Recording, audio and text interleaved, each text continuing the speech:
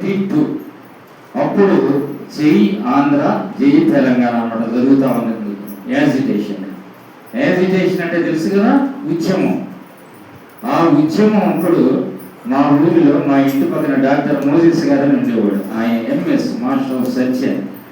వాళ్ళ ఇంట్లో నుంచి అనమాట ఇది వస్తూ ఉండేది ఈ పాట.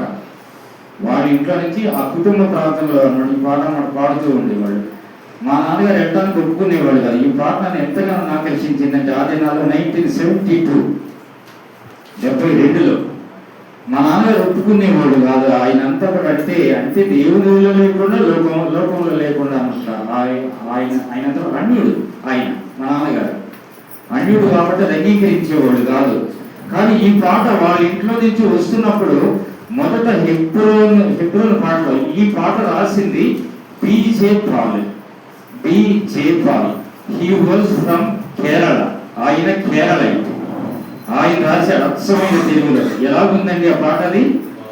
అసలు మాయా మాళవ గౌళ రాగం మీద ఆ పాట. మాయా మాళవ గౌళ యేసు ప్రభు జయ హో గౌళ రాగం. అది హై రాగం. అది ఆ పాట మొట్టమొదట హెబ్రోన్ ఆలకించింది నేను ఈ పాటే. నేను మరలా తర్వాత చాలా భక్తులు పాడారు, కానీ ఇప్పుడు నువ్వు పాడేవమ్మా ఈ పాట ఆరాధనలో.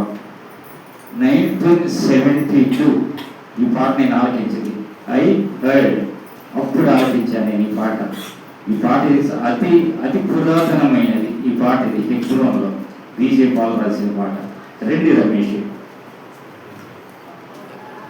దేవుడికి మహిమ కలుగును గాక. దేవుడు స్తుతించడానికి దాసుని ఇన్న వాక్యానికి మీరందరూ ఆరాధించిన వారందరికీ దేవుని నామములో వందనాలు చెల్లిస్తున్నాను.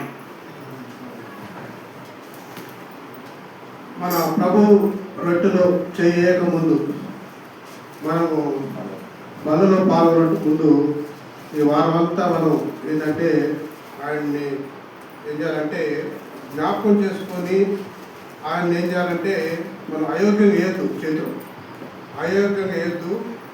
మనం ఏం చేయాలంటే పరీక్షించుకోవాలి. ప్రతి వారం మనం ఏం చేయాలి? పరీక్షించుకొని ఆయన బలలో పాల్గొనడానికి కొన్ని వాక్య భాగం చదువుకుందాం. చూడండి, మొదటి కొరింథీ పత్రిక 11వ అధ్యాయము. మొదటి కొరింథీ పత్రిక 11వ అధ్యాయము 27, 28 రెండు చదువుకుందాం. కాబట్టి ఎవడు అయోగ్యముగా ప్రభు యొక్క రొట్టెను తినునో లేక ఆయన పాత్రలను తాగునో వాడు ప్రభు యొక్క శరీరము గురించి రక్తము గురించి అపరాధి అగును. కాబట్టి ప్రతి మనుషులను తాను పరీక్షించుకోవాలని అలాగే చేసి ఆ రొట్టెను తిని ఆ పాత్రలోని త్రాగవలెను. చాలు, చిన్న ప్రార్థన చేసుకుందాం.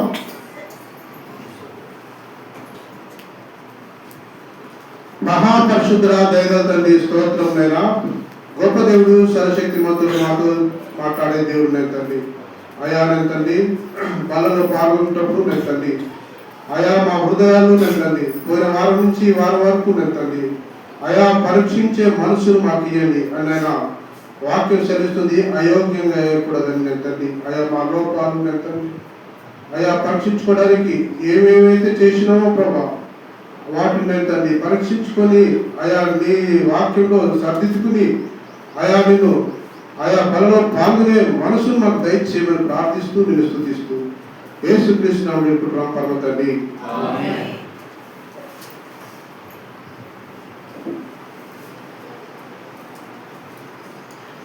మొదటి కొరింథీ పత్రిక 11వ అధ్యాయము 27, 28 వచనాలు చదువుకుందాం.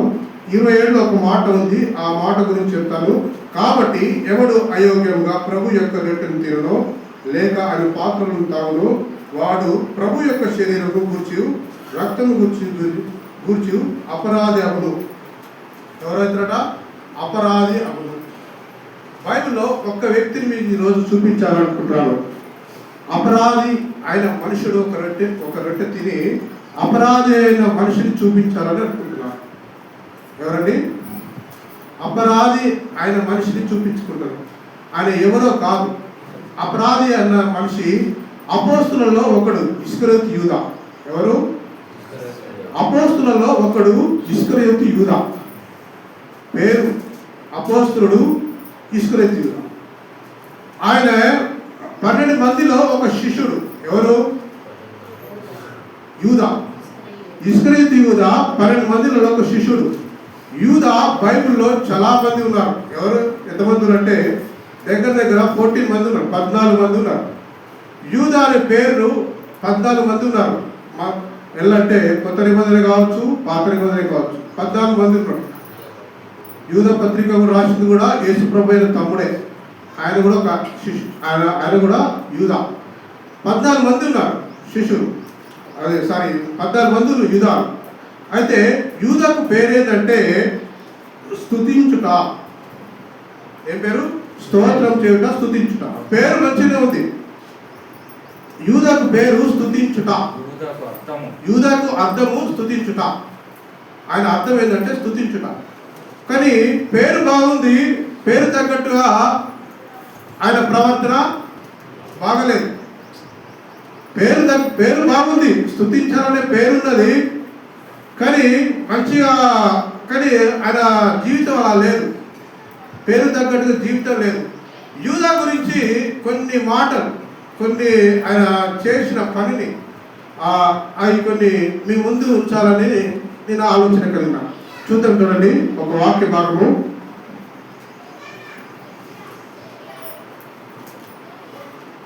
యోహాను సువార్త 13వ అధ్యాయము. యోహాను సువార్త 13వ అధ్యాయము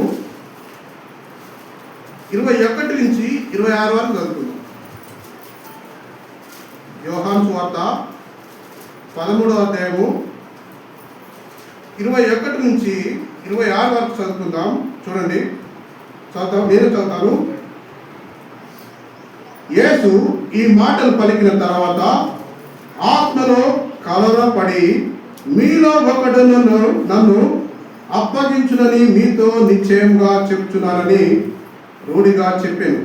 ఆయన ఎవరిని గూర్చి ఇలాగూ చెప్పెనో అని శిష్యులు సందేహం పడుచు ఒకరి తట్టు ఒకరు చూచుకొంచుండగా ఆయన శిష్యులలో యేసు ప్రేమించిన ఒకడు యేసును రొమ్మున ఆనుకుంచుండెను కనుక ఎవరిని గూర్చి ఆయన చెప్పెనో అది తమకు చెప్పమని సీమోను పేతురు అతనికి సైగ చేసెను.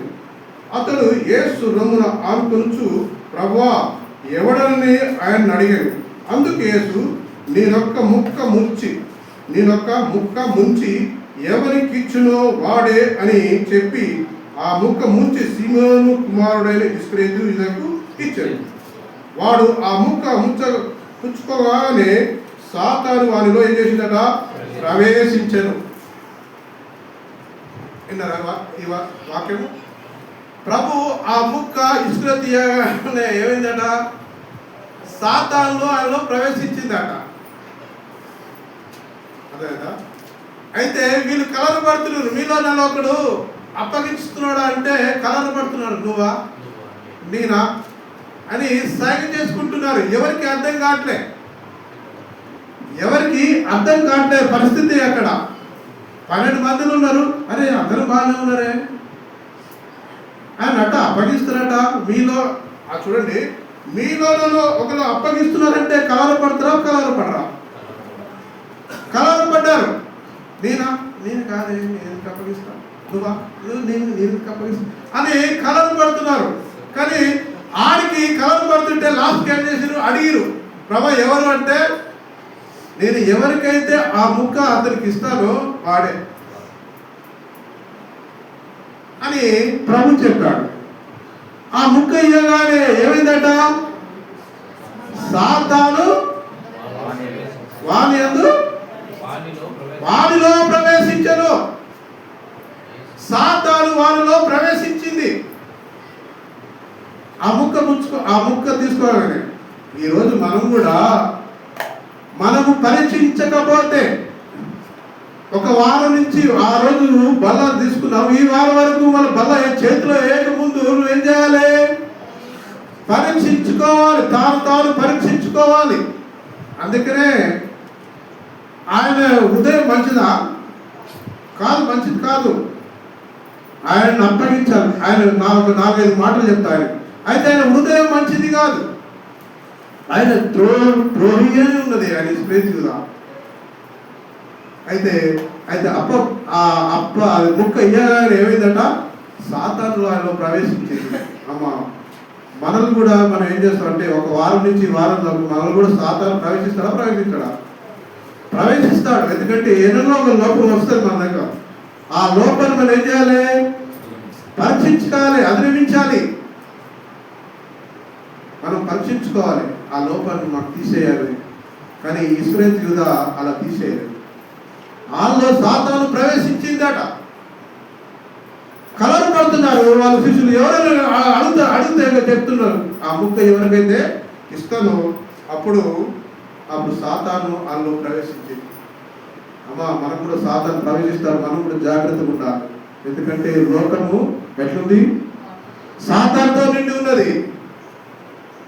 మనం వారి మధ్యలో మనం నివసిస్తున్నాము, కానీ మనం కూడా పరీక్షించుకోవాలి. సాతాను ఎప్పుడు వస్తాడో మనం మధ్యకు తెలియదు. వచ్చి కూర్చుంటాడు. ఈరోజు ఈయన ప్రార్థన చేసిండా, ఈరోజు ఈయన వాక్యం చదువుకున్నాడా, ఈరోజు పిల్లలతో ఆరాధన చేసిండా అని సాతాను కూడా ఎక్కడ ఉన్నాడండి, మన వెంటనే ఉంటాడు. మనం కూడా ఏం చేయాలంటే బలలో పాల్గొనే ముందు మనం కూడా మన పోయిన వారం నుంచి ఈ వారం వరకు మనం పరీక్షించుకోవాలి. మనం కూడా ఈయన పరీక్షించుకోగలక ఏం చేసినట్టే ఆయన ముఖ్యంగానే ఆయన హృదయం ఎట్లుందో ఒక మాట చూపిస్తా చూడండి. ఆయన హృదయం ఎట్లుందో చూడండి.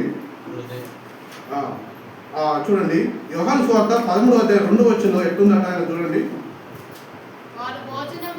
వారు భోజనం చేయుచుండగా ఆయన అప్పగింపాలని యూదా హృదయంలో అపవాది ఇంతకు ముందు ఆలోచన పుట్టించుండేను. చాలు. ఆయన హృదయంలో ఏముండదట?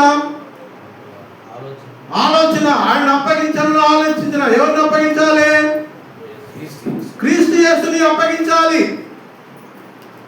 ఆయన హృదయంలో అప్పుడే ఈయన ప్రభు ముక్కయ్యకముందే ఆయన ఆలోచన అలా ఉంది, ఆయన అప్పగించాలని.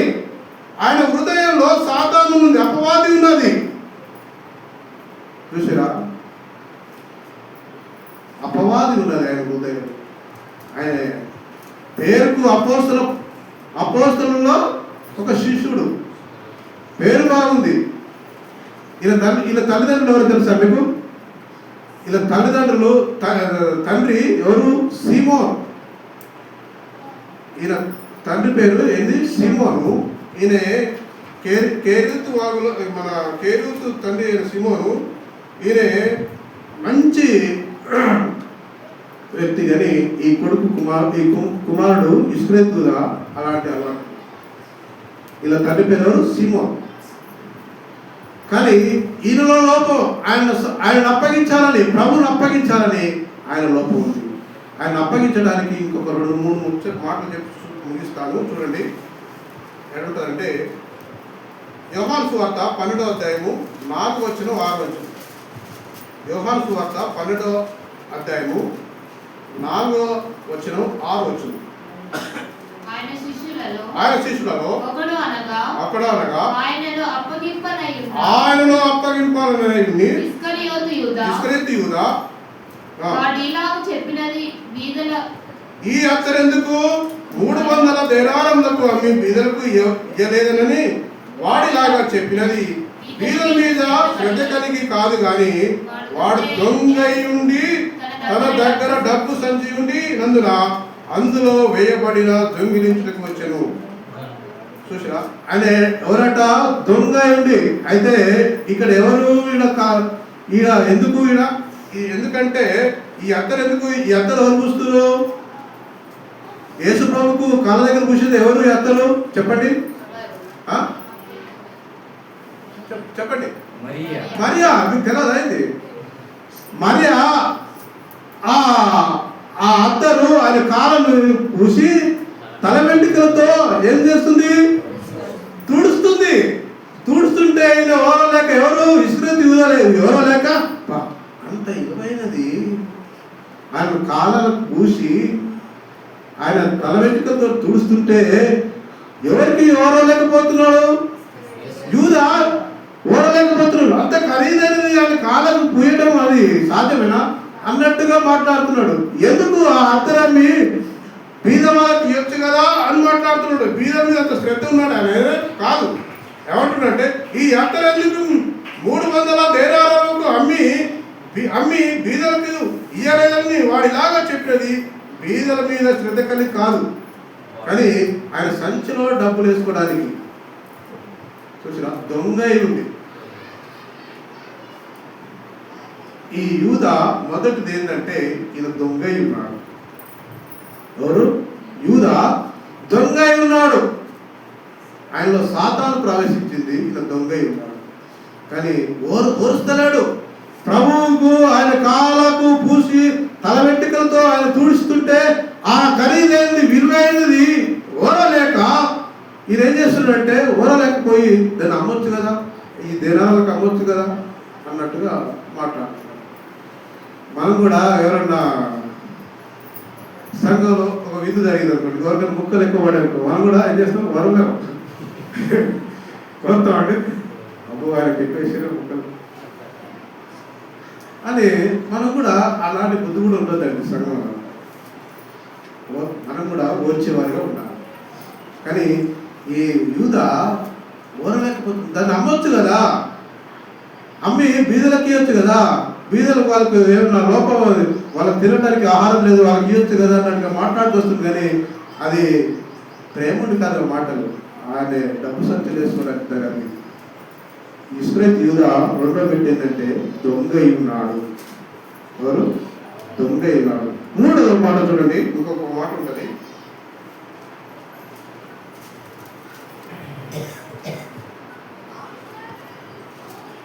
మూడోది మత్తయి సువార్త 26వ అధ్యాయము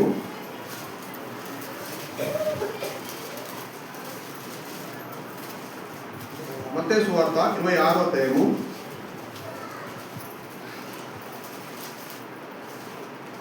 14-15 16 వచనం.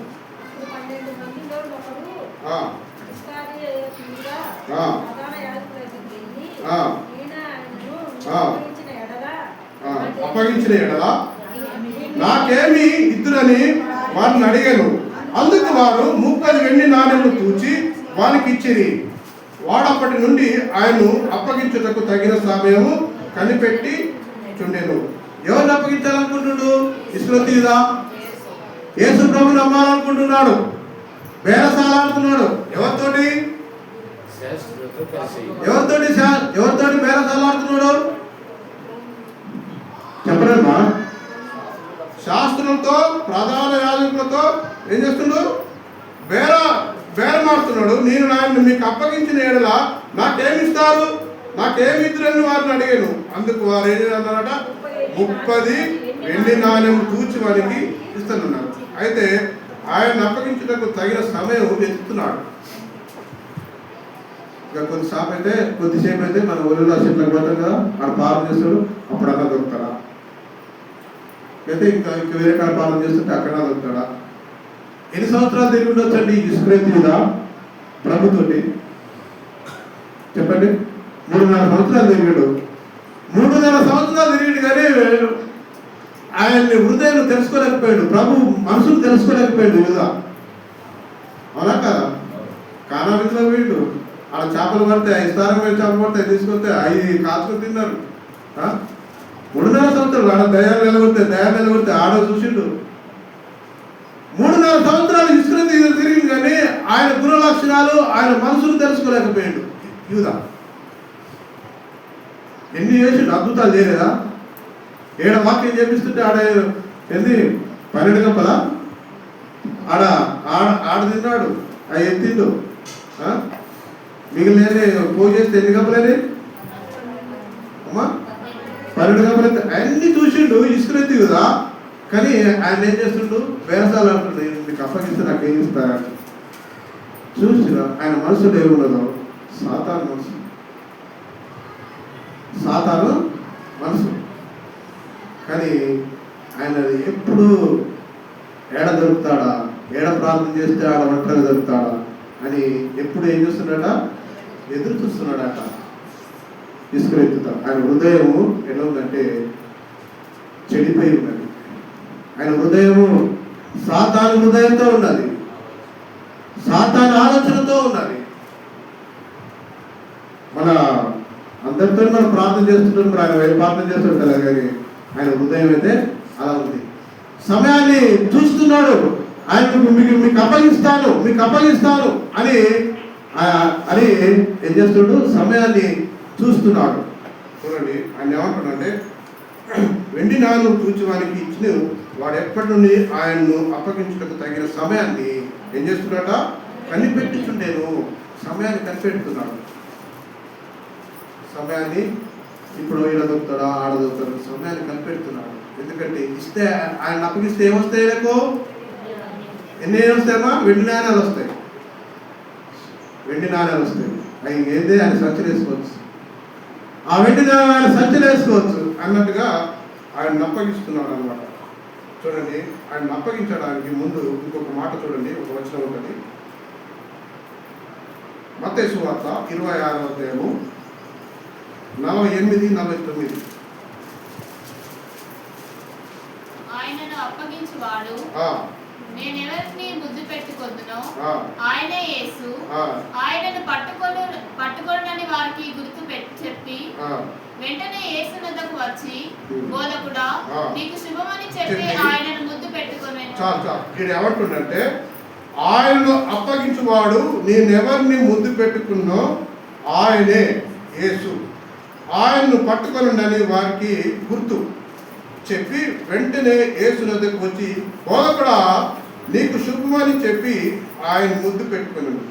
చూడగా అయితే ఎవరితో బేరం ఆడిండో వాళ్ళకు ఒకటి ఏంటి సూచన ఇస్తుందంటే, నేను యేసుప్రభు దగ్గరికి పోతా, ఎవరైతే నేను ఆయన ముద్దు పెట్టుకుంటున్నారో మీరు ఆయన పట్టుకోవాలి.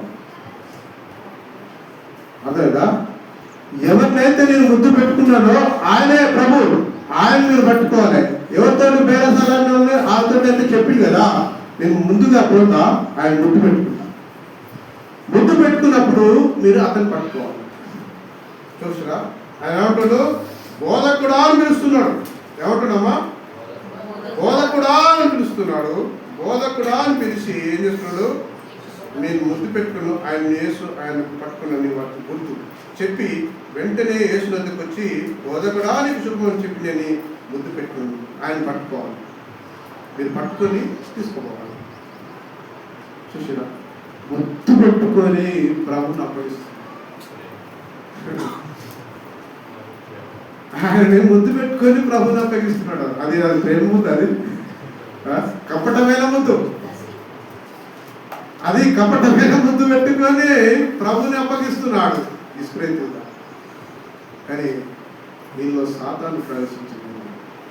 దీనిలో ఏముంది, సాతాను ప్రవేశించి ముద్దు పెట్టుకున్నాడు, అప్పగిస్తున్నాడు. ఏమంటాడు చూడండి, మాట ఏమంటది, పెట్టుకున్నాక యేసు ఏమంటాడు, 50 యేసు చలికాడా నీవు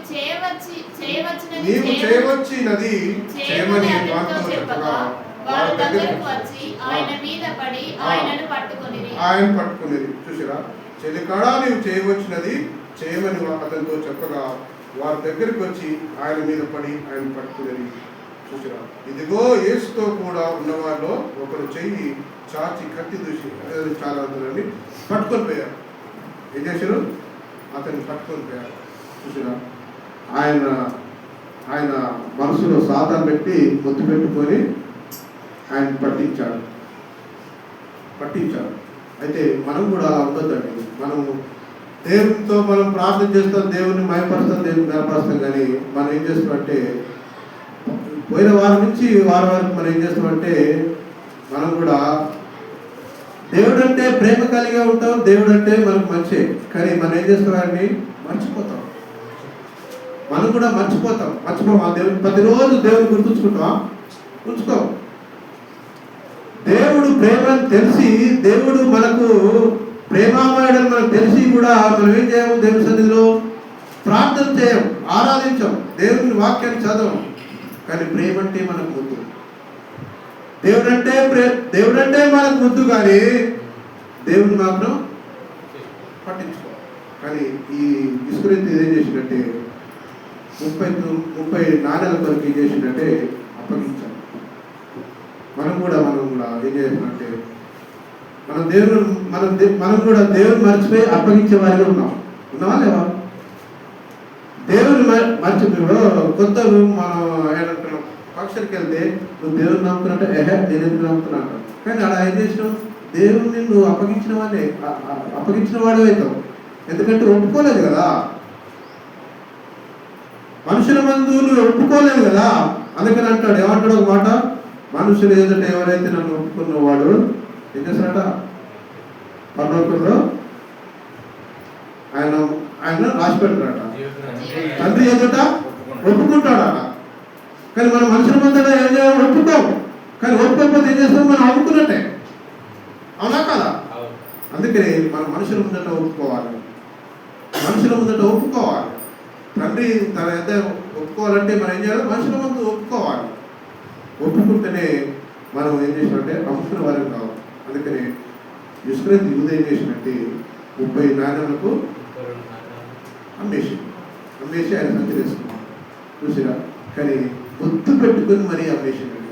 మనం కూడా ఏం చేయాలంటే దేవుణ్ణి మర్చిపోయే వారిగా ఉండొద్దు, దేవుని ఆరాధించే వారిగా ఉండొద్దు, దేవుని మహిమపరిచే వారు ఉండాలి. కానీ ఆయన ఏం చేస్తున్నాం అంటే మనం మర్చిపోతున్నాం. ఆయన మర్చిపోతున్నాం.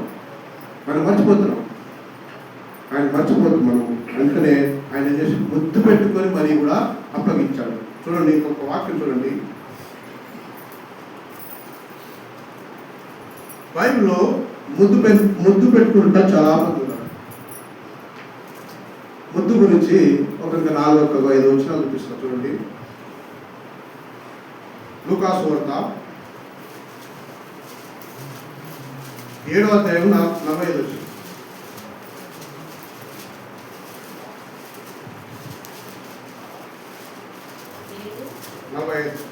మీరు నన్ను ముద్దు పెట్టుకొనలేదు గాని నేను లోపలికి వచ్చినప్పటి నుండి ఈమె నా పాదములు ముద్దు పెట్టుకొనట మానలేదు. నీవు నూనెతో నా తల అట్టలేదు గాని ఈమె నా పాదములకు అత్తరు పూసెను. ఈ మాట ఎవరితో అంటుడు చెప్పాలి,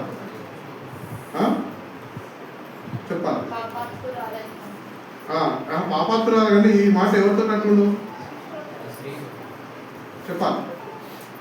చెప్పరా?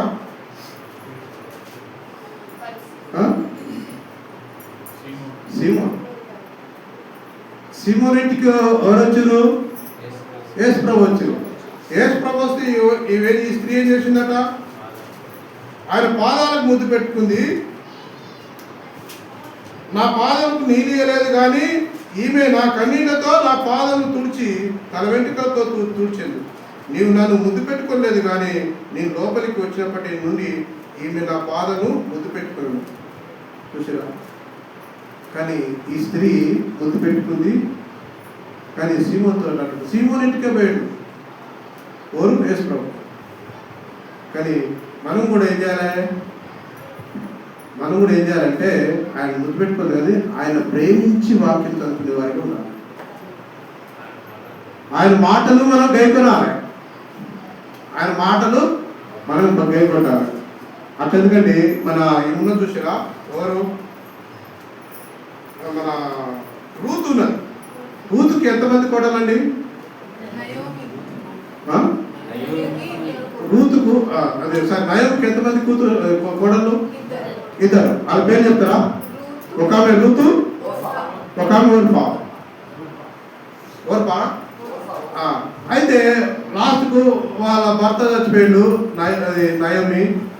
లాస్ట్కు రూతు 2 కోడళ్ళ భర్త కొడుకులు కూడా చచ్చిపోయారు. నయోమి కొడుకు చచ్చిపోతే లాస్ట్కి ఏమంటుంది, మిమ్మల్ని ముద్దు పెట్టుకొని ఇంకా మీరు నేను ముసలితనానికి వచ్చినాను, ఇంకా మీరు మన పోయి మన ఎవరు పెళ్లి చేసుకొని అని ముద్దు పెట్టి పంపిస్తాను. అదేం ముద్దు? అది ప్రేమ ముద్దు. ఆ ప్రేమ అది ఏంటంటే ఆ ముద్దు విడిపోయే ముద్దు. అది విడిపోయే ముద్దు, అది కపటమైనది కాదు. కపటమైన ముద్దులు కూడా ఉన్నాయి. కానీ ఈ ఇస్కరియోతు యూదా ఏం ముద్దు? అది కపటమైన ముద్దు. ఇస్కరియోతు యూదా కపటమైన ముద్దుతోటే ఆయన ఏం చేసిండు? అప్పగించిండు. ఆయన అప్పగించాడు. అలాగా అందుకనే మనం కూడా దేవుణ్ణి ప్రేమించి మనం పెట్టుకోవడం దేవుణ్ణి ప్రేమించే వారిగా మనం ఆయనకు నిలబడే వారిగా ఉండాలి. కానీ ఆయన వాక్యాన్ని చదువుకొని ఆయన్ని ప్రేమించే వారికి మనం ఉండాలి. అందుకనే ఇస్కరియోతు యూదా సాతానుగాడు ఆ ముఖ్యాన్ని ఏం చేసిండు? సాతానులో ప్రవేశించిందే ఇటువంటి ఆలోచన కలిగి ఉన్నాడు. కానీ మనం కూడా దేవుని సన్నిధిలో మనం కూడా సాతానులో మనం పడవద్దండి. అందుకని ఎప్పుడు మనం కూడా దేవుని వాక్యాన్ని మన హృదయంలో నాటుకునే వారిగా ఉండాలి. ఎప్పుడు ఆలోచన కలిగి ఉండాలి. దేవుణ్ణి వాక్యాన్ని నెమరు వేస్తుండాలి. ఒక పశువు ఆ మేత వేస్తుండి తినంగా ఏమవుతుంది? ఆ కడుపున్న ఉండలన్నీ మన నోట్లో తీసుకొచ్చి నెమరు వేస్తుంటుంది. మనం కూడా దేవుని వాక్యాన్ని చదివిన దాన్ని అప్పుడప్పుడు చదివిన వాక్యాన్ని నువ్వు దాన్ని ఈ రోజు ఉదయం చదివిన వాక్యాన్ని నువ్వు కూడా ఏం చేయాలి? నెమరు వేయాలి. అప్పుడప్పుడు నువ్వు గుర్తు తెచ్చుకోవాలి. ఆ వాక్యాన్ని మరి గుర్తు తెచ్చుకోవాలి. అప్పుడే నువ్వు నెమరు వేసినట్టు. అందుకనే ఇస్కరియోతు యూదా 3.5 సంవత్సరాలు తిరిగిండు. కానీ ఆయనను గ్రహింపలేకపోయాడు. ఆయన మనసును తెలుసుకోలేకపోయాడు. ఆయన చేసిన కార్యాలన్నీ చూశాడు. కానీ ఆయన హృదయంలో ఎవరున్నారు? సాతాను. కారణంలో ఆయన ఇస్కరియోతు యూదా లేడా? ద్రాక్షరసం తాగలేదా? తాగాడు. కానీ ఇన్ని గొప్ప కార్యాలు చేయంగా ఇస్కరియోతు యూదా మనసు ఎందుకు మారలేదు? కారణం ఏమిటది? సాతాను గాడు. ఇప్పుడు స్కూల్లో ఒక 70 మంది పిల్లలు అనుకోండి, అందరూ కరెక్ట్ పరీక్ష రాస్తారా? రాయరు. అలా కనీసం ఒక 15 మంది అయినా ఫెయిల్ అయిపోయారు. కొంతమంది పాస్ అయిపోయారు. కానీ ఈ అపోస్తులలో పేరున్నారు. కానీ ఒక్కడు మాత్రం ఫెయిల్ అయ్యాడు. అందుకని యూదుని కలిగిన మనం కూడా ఉండద్దండి. ఎందుకంటే ఆయన సాధారణ మనిషి. దేవుని అప్పగించాడు. దేవుని ముద్దు పెట్టుకున్నాడు. దేవుని బోధకుడా అని పిలిచిండు. మళ్ళా ఏమన్నాడు? బోధకుడా అని పిలిచిండు. కానీ వాక్యం మన అన్ని విన్నాడు. మరి బోధకుడా అని మనం మాట్లాడుతున్నాడు. మనం అప్పగిస్తాడు. వాక్యాన్ని సరంగా లేడు. చూసిరా? బోధకుడు అని తెలుసు, కానీ వాక్యాన్ని సరంగా లేడు. ఎన్ని బోధలు ఎన్నో వచ్చిందండి? 3.5 సంవత్సరాలు బొచ్చని బోధలు ఎన్నో ఉండొచ్చు. వినపోయినా వినలేదా? కానీ విన్నాడు. కానీ వాడి హృదయంలో ఏంటంటే చోటు లేదు వాక్యానికి. ఆయన హృదయంలో వాక్యానికి చోటు ఇవ్వలేదు. మనం మీ దగ్గర బోధకుడా పిలుస్తుంది. కానీ మనం కూడా పరీక్షించుకోవాలండి. మనం కూడా ఏం చేయాలి? పరీక్షించుకోవాలి. బైబిల్ చూడండి, ఒక మాట ఉంటుంది. కొరింథీ పత్రిక 11వ అధ్యాయంలో ఒక చక్కటి మాట ఉంటుంది.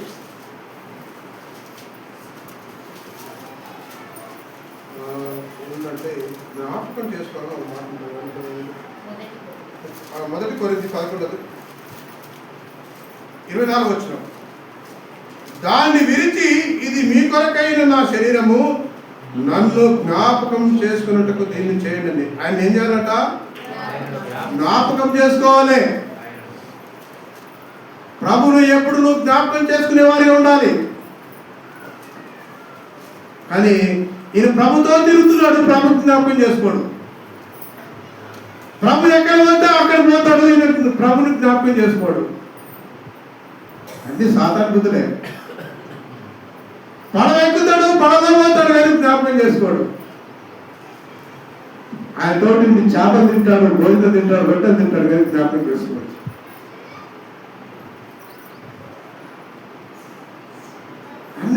అన్ని చేస్తాడు, కానీ జ్ఞాపకం చేసుకోడు. లాస్ట్కి రొట్టె ముక్క కూడా తింటాడు, కానీ జ్ఞాపకం చేసుకోడు. అది కూడా లేదు. తినడా? రొట్టె తిన్నాడు, కానీ ఆయన అంటే జ్ఞాపకం లేదు. ఈరోజు నువ్వు నేనెంతైనా పరీక్షించుకోవాలి. మనలో పుట్టినే మనం అయోగ్యం చేయకూడదు. చూసిరా ఈయనైతే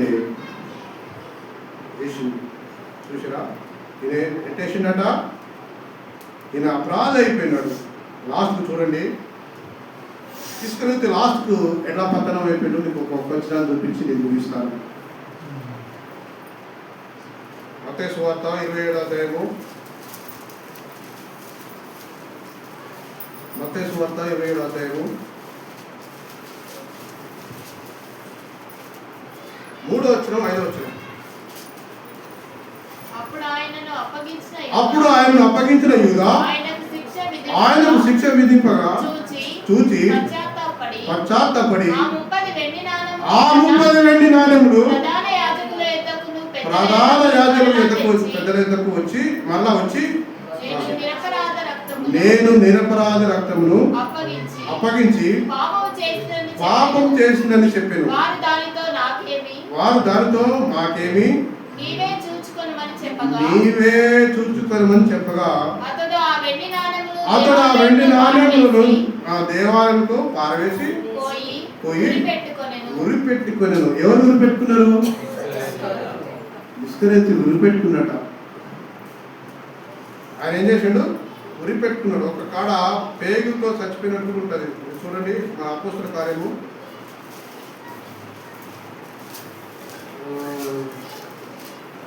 1వ అధ్యాయము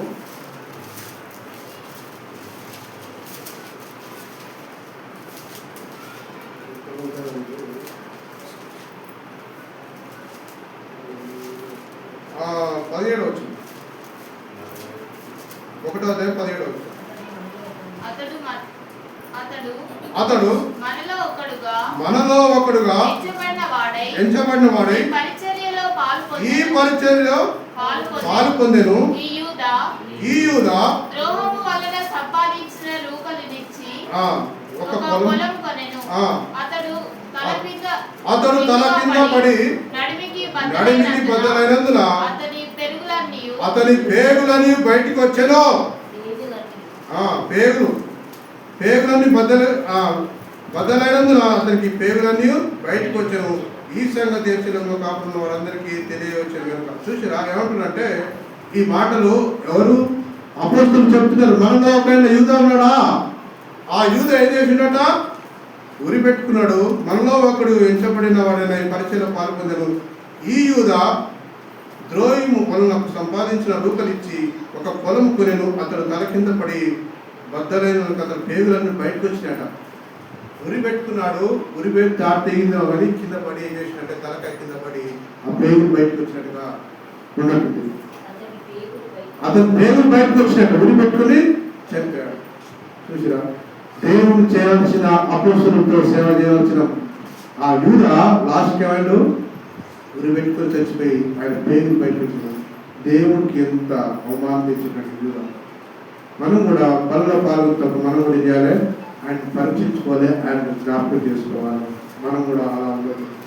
ఎందుకంటే దేవుని నామాన్ని మనం హెచ్చించే వారికి ఉండాలని, దేవుని నామాన్ని కించపరిచే వారికి ఉండదు. కానీ ఈ ఇస్రాయేలు యూదా అయితే అవమానం పొందేది. ఆయన అనుకుంటాడు, లాస్ట్ ఒక మాట ఉంటుంది, లాస్ట్ అట ఇవన్నీ చేసినాక వాళ్ళతో అప్పగించాడు కదా, అప్పుడు లాస్ట్ పశ్చాత్తాపడతాడు. అన్ని చేయవలసినాక చేస్తే పశ్చాత్తాపడతాడు. లాభం ఉంది. 3-4 సంవత్సరాలు తిరిగి చేసిండు కదా, ఆయన అప్పగించాక పశ్చాత్తాపడతాడు. దేవుని ప్రజలు ఏముంది? నువ్వు చేయకముందే పశ్చాత్తాపడాలి. నువ్వు ఫస్ట్ తెలుసుకొని దాన్ని పరీక్షించుకొని నువ్వు ఏం చేయాలి? పశ్చాత్తాపడాలి. దేవుని సన్నిధి, దేవుని బల దగ్గర మనం కూడా ఏం చేయాలంటే దేవుని బలలో చేయకముందు పశ్చాత్తాపడాలి, పరీక్షించుకోవాలి, ఆయన జ్ఞాపకం చేసుకోవాలి. అప్పుడు అన్ని చేసాక ఆయన పశ్చాత్తాపడతాడు. ఎవరు తీసుకెళ్తున్నారు? కానీ మనం కూడా ఏం చేయాలంటే మనం కూడా బలలో పాల్గొన్నప్పుడు పోయిన వారం నుంచి ఈ వారం వరకు మనం ఏ లోపాలు ఉన్నాయి ఏంటి అని అన్ని పరిశీలించుకొని ఆయన జ్ఞాపకం చేసుకునే వారిగా మనం ఉండాలి. చూసినా ఇస్రాయేలు అపోస్తలులలో ఉన్న ఒక వ్యక్తి లాస్ట్ అంటే ఏమైపోయాడు? ఉరి పెట్టుకొని చనిపోయాడు. కానీ బుద్ధి పెట్టుకున్నాడు, బుద్ధి పెట్టుకున్నాడు. కానీ అది పవిత్రమైన ముందు కాదు, కపటమైన ముందు పెట్టుకున్నాడు. కానీ ఆయనలో వాక్యం, ఆయన హృదయంలో ఏముంది? సాతాను ఉంది. సాతాను ఉన్నప్పుడు వాక్యము ఆయనలో లేదు, దిగజారిపోయాడు. కానీ మనం ఇస్రాయేలు యూదాలాగా మనం ఉండకూడదండి. మనం అలా ఉండకూడదు. మనం ఎట్లుండాలంటే దేవుని వాక్యం మనం హృదయం ఉంచుకొని దేవుని మనం ఏం చేయాలి, ఆయన మాట విని ఆయన వాక్యం మనం హృదయం ఉంచుకొని ఆయనతో మనం ఆరాధించేవారుగా, వాళ్ళలో పాల్పంచేవారుగా, ఆయన స్తుతించేవారుగా, ఆయనను జ్ఞాపం చేసుకునేవారుగా ఉండాలి. ఆయనలో మన లోపలంలో పరీక్షించుకునేవారుగా ఉండాలి. పరీక్ష ప్రాముఖ్యం. ఇంకొక మాట చూడండి, కొరింథీ పత్రిక 11వ అధ్యాయం ఒక చక్కటి మాట చూడండి. ఒక మాట ఏముంటుందంటే జ్ఞాపకం చేసుకున్నప్పుడట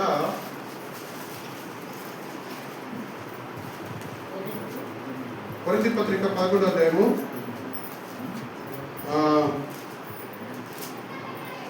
31వ వచనం చూడండి, చదవండి. అయితే మనలను మనమే విమర్శించుకున్న ఎడల తీర్పు పొందకపోదుము. అంటాం, చదవమ్మా.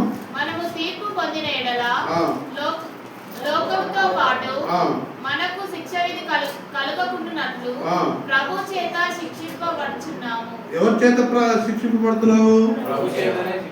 మనం ప్రభు చేత శిక్షించబడుతున్నాం.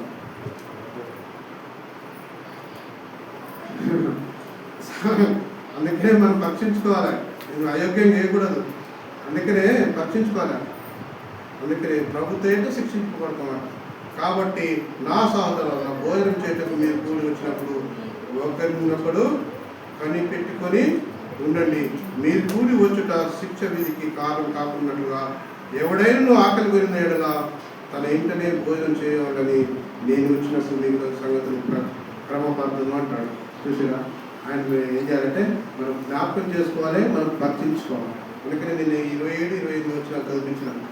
అందుకని ఇస్కరియోతు గురించి మనం ఈ వాక్యము మనం ఆయనను చేసిన అన్ని అలవాట్లు మనలో రాకుండా, సాతాను హృదయంలో మనలో చేరకుండా, దేవుని వాక్యాన్ని మనం ఎప్పుడు మన హృదయం కానుకుంటే సాతాను ఉంటే ఆటోమేటిక్గా వస్తాడు. మన హృదయంలో వాక్యం ఉన్నదనుకో సాతానుగా రాడు. మనం ఎప్పటికప్పుడు మనం ఏం చేయాలి, వాక్యాన్ని మనం హృదయం ఉంచుకొని మనం ఏం చేయాలంటే ఆయన గురించి మనం ఏం చేయాలంటే జ్ఞాపకం చేసుకోవాలి. ఆయన గురించి మనం పరీక్షించుకోవాలి. ఆయన గురించి మనం ఏం చేయాలంటే స్తుతించి ఆరాధించి ఆయన మరణపరిచే వారికి 10 దినం మనం ఉంటే, అలా ఉంటే మనలో సాతాను కూడా రాడు. ఈ వాక్యం దేవుడు దీవించిన ఆమేన్.